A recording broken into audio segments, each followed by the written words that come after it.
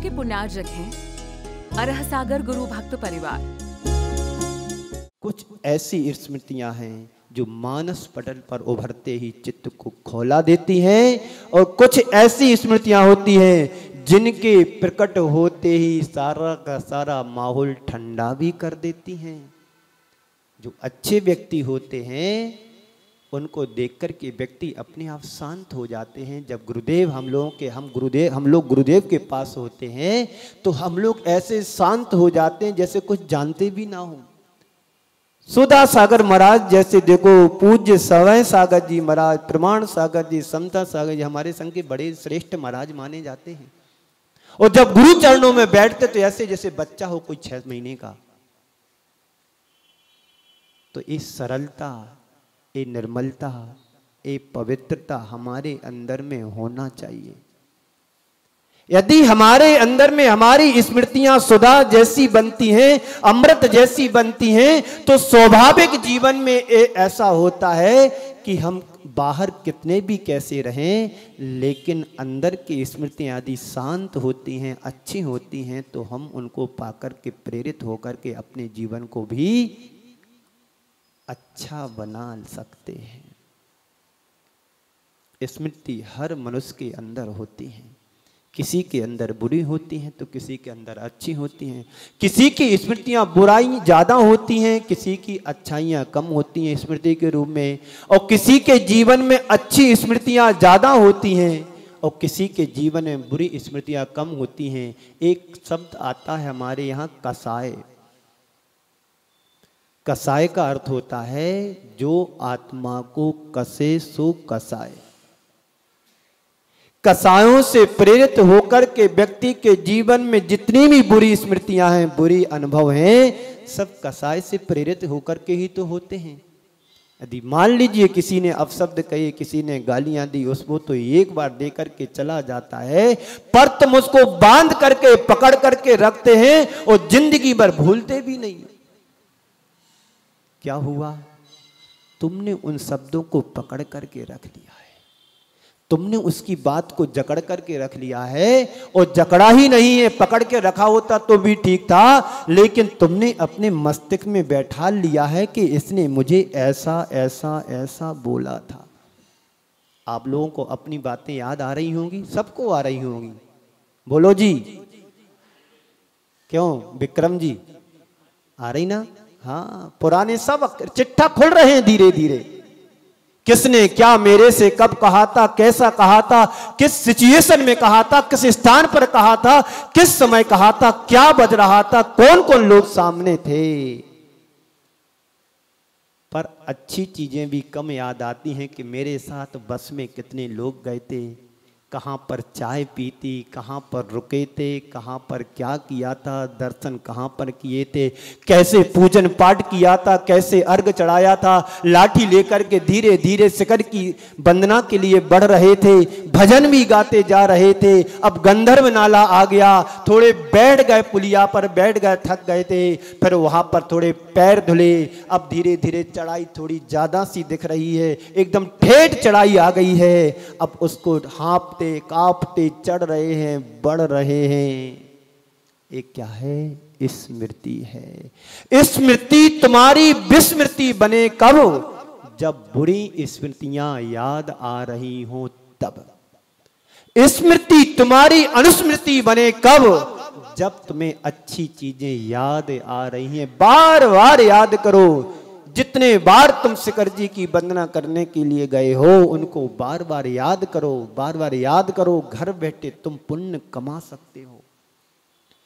अच्छी स्मृतियों के साथ जीना यानी पुण्य का अर्जन करना, और बुरी स्मृतियों के साथ जीना यानी पाप का बंद करना।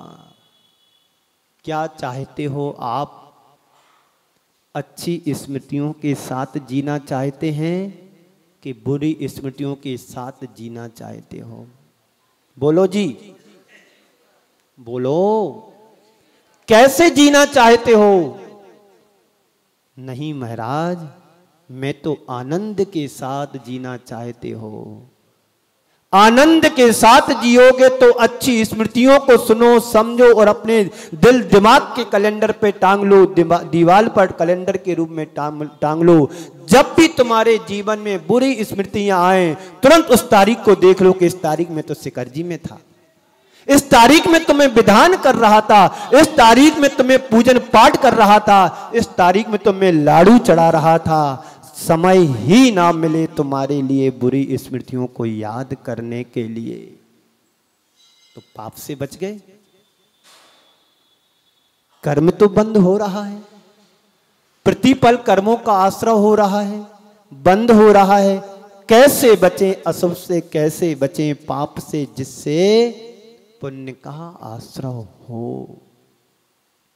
तो अच्छी बातों को याद रखो, अच्छी स्मृतियों को याद रखो, तो समझना कि हमारा जीवन धन्य हो रहा है। अच्छी बुरी घटनाएं तो हर व्यक्ति के जीवन में घटती हैं, अच्छी बुरी बातें हर व्यक्ति के जीवन में आती हैं, लेकिन वो आती हैं चली जाती हैं अच्छी चीजें, पर बुरी चीजें हमेशा हमेशा के लिए अमिट छाप छोड़ करके जाती हैं। कोई तुम्हारे लिए कितना भी बुरा कहे, कोई तुम्हारे लिए कितना भी बुरा सुनाए, कोई तुम्हारे लिए कितना भी बुरा कुछ भी करे, यह तुम्हारे हाथ में नहीं है, लेकिन उसको स्वीकार ना करें, यह तो मेरे हाथ में है। कोई गाली देकर के चला जाए, उसको स्वीकार मत करो, उसको पकड़ कर मत रखो। चलो ठीक है, आया था कोई, कुछ बोल करके चला गया, चलो जाने दो, ऐसा तो होता रहता है, चलो आगे बढ़ो, इग्नोर करो, नज़रअंदाज करो, आगे बढ़ो। लेकिन हम लोगों की कमजोरी है कि अच्छी बात को तो हम इग्नोर कर देते हैं, नज़रअंदाज कर देते हैं, और बुरी बातों को पकड़ करके बैठ जाते हैं कि उसने ऐसा कहा था, उसने ऐसा बोला था। आपका ड्राइवर है, आपको हर रोज समय पर मंदिर लाता है गाड़ी से, कभी आपने उसको धन्यवाद दिया कि आप बहुत अच्छे हो, आप मेरी गाड़ी समय पर लाते हैं, समय पर मंदिर छोड़ते हैं, पूजन पाठ कर लेता हूं मैं, और समय पे आप घर भी। दूसरा है नित्य प्रतिक्रमण करो। बुरी चीजें हमारे जीवन से जुड़ी हैं, उसको दूर करना है। दोष वादे च मौनम, जहां पर दोष की बात आती है वहां पर मौन हो जाओ। और जो जीवन में बुरी बातें जुड़ी हुई हैं, जो जीवन में बुरी चीजें भरी हुई हैं, उनको हम प्रतिक्रमण से साफ करते हैं। प्रतिक्रमण रोज करो, भाव ना भाव कि मैं बुरी बातों का त्याग कर रहा हूँ, बुरी स्मृतियों का त्याग कर रहा हूँ, बुरी बातों का त्याग कर रहा हूँ, मेरे अंदर अच्छाई हो, मेरे अंदर अच्छाई आए, मेरे अंदर अच्छाई आए। ऐसा करने में कोई पैसे लगते हैं क्या? यदि हम अपने अंदर के आत्मा को निर्मल, पवित्र और पावन बनाना चाहते हैं तो दिन में कम से कम 2 बार प्रतिक्रमण करो। करत करत अभ्यास के जड़मति होत सुजान, और रस्सी आवत जात है सिल पर होत निशान। बार बार प्रतिक्रमण करोगे, बार बार गलतियों का सुधार करेंगे तो आपकी आत्मा पवित्र बनेगी, मन निर्मल होगा, बुरी स्मृतियां भूलोगे, अच्छी चीज हमारे माइंड में आएंगी। और तीसरी बात है, अपने लक्ष्य को सामने रखो। अपने लक्ष्य को, अपने ध्येय को सामने रख करके चलें कि मानव जीवन पाया है, इस जीवन के साथ मुझे क्या व्यवहार करना है। मैंने जो मनुष्य पर्याय पाई है, हमने इसको लक्ष्य बनाया है कि मुझे इससे कल्याण करना है। अनंत काल से जो आत्मा पतित होती चली आ रही है, इस आत्मा का उद्धार किससे होगा, किस में होगा, ये चीज मुझे सामने रखना है। भले आज हमारी आत्मा का उद्धार ना हो, पर लक्ष्य तो बनाना पड़ेगा कि मुझे मुक्ति को पाना है। मुझे लक्ष्य तो बनाना होगा कि मुझे सम्मेश शिखर जी की यात्रा करना है।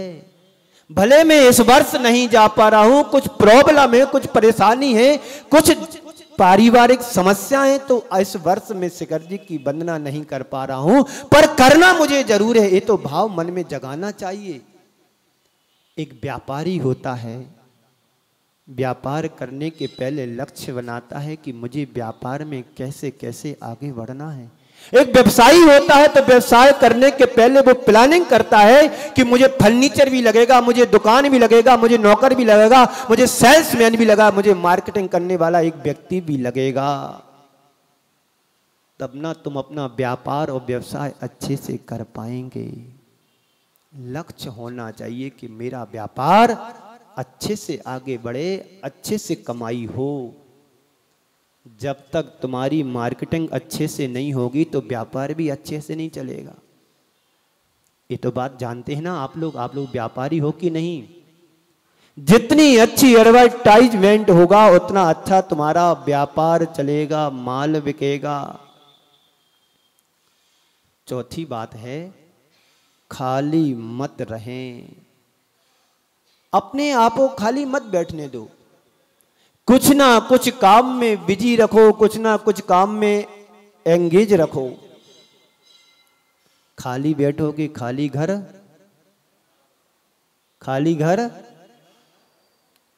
किसका घर? पड़ोसी का, शैतान का घर। शैतान मत बनो। क्या बनना है फिर? नहीं, शैतान मत बनो, भगवान बनो। शैतान ही भगवान बनता, इंसान ही भगवान बनता, हैवान भी भगवान बनता है। सबके अतीत को उठा करके देखो, सबका अतीत काला है। अपने पिछले भवों के पन्नों को पलट करके देखो, हमने ना जाने कितनी कितनी जगह जाकर के क्या क्या कर्म किए हैं। उन स्मृतियों को याद करो। नरक में गए थे तो वहां की यातनाओं को याद करो। स्वर्ग में गया था तो वहां के सुख भोगों को याद करो। त्र्यंच गति के दुखों को सामने रखो कि मैंने भी ये दुख पाए हैं, और मनुष्य गति के दुख और सुख सामने हम सब भोग ही रहे हैं। कोई सुखी है, कोई दुखी है, कोई लाभ ले रहा तो कोई हानि पा रहा है, कोई किसी के जीवन में सुख आया है तो किसी के जीवन में दुख आया है। जीवन की परिणति है, कर्म के द्वारा निर्मित है। हम कर्मों को याद करें, और याद कर लोगे एक बार कर्मों को तो आने वाले जीवन में अपने कर्मों को संभाल भी सकते हैं, सुधार भी सकते हैं। स्मृतियां वो याद करो जिनसे तुम्हारे जीवन में कुछ बदलाव आए, जिससे तुम्हारे जीवन में कुछ घटित हो। हम बुरी स्मृतियों को, बुरी बातों को याद करके क्या पालेंगे?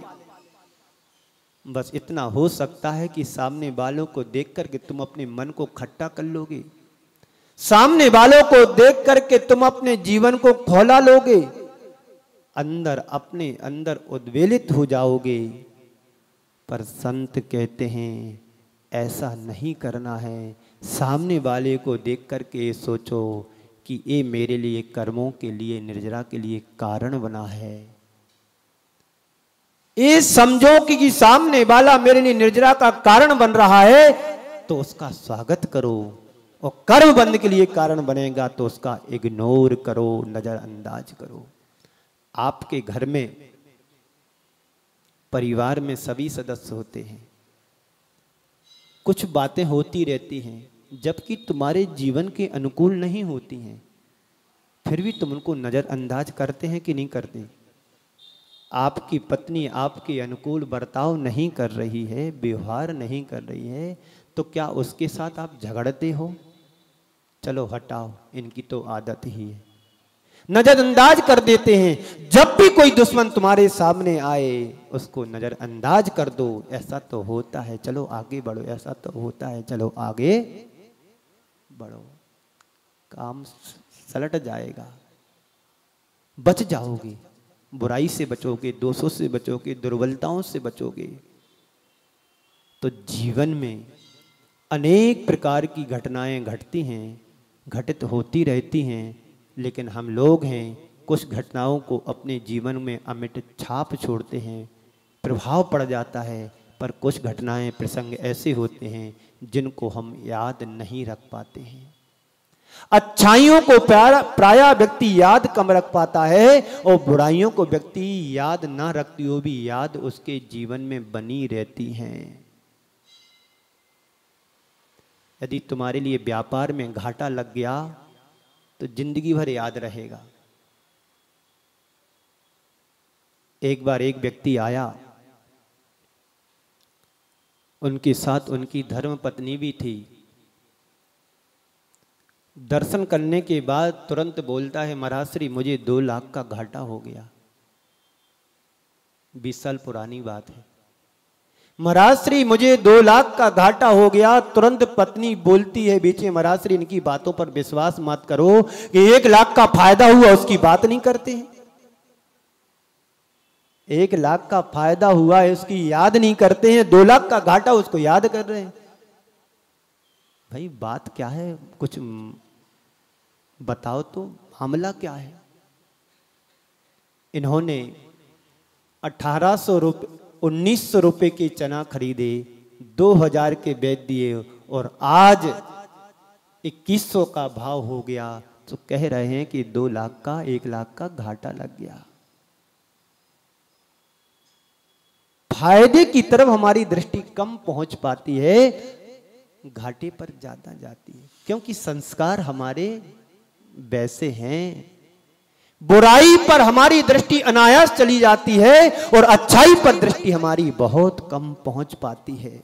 कोई बच्चा यदि फर्स्ट क्लास नंबर लाया है, पूरे दिल्ली को टॉप किया है, तो थोड़ा बहुत याद करेंगे, चलो हाँ ठीक है हो गया होगा। और किसी के घर में यदि किसी की छोड़ी भाग जाए, सुन रहे हो ना, नहीं सुनाई दिया? किसी का बेटा यदि नंबर 1 आ जाए तो उसकी चर्चा कम होगी, और किसी की बेटी किसी के साथ भाग जाए उसकी चर्चा नंबर 1 पर होगी।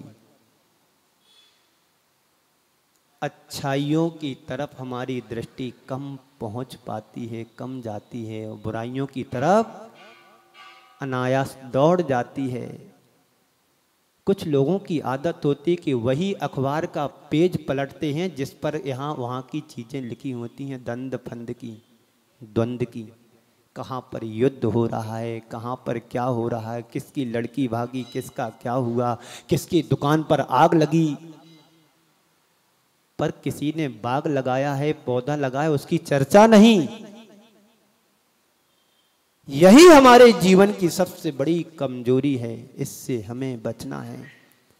तो हर व्यक्ति के जीवन में अच्छाई भी होती है तो हर व्यक्ति के जीवन में बुराई भी होती है। हमें बुराई को इग्नोर करना है, नजरअंदाज करना है, अच्छाइयों को सामने लाना है, जिससे हमारी जीवन की मंगलमय यात्रा हो। आप चाहते हैं कि हमारी जीवन की यात्रा अच्छी हो? बोलो जी,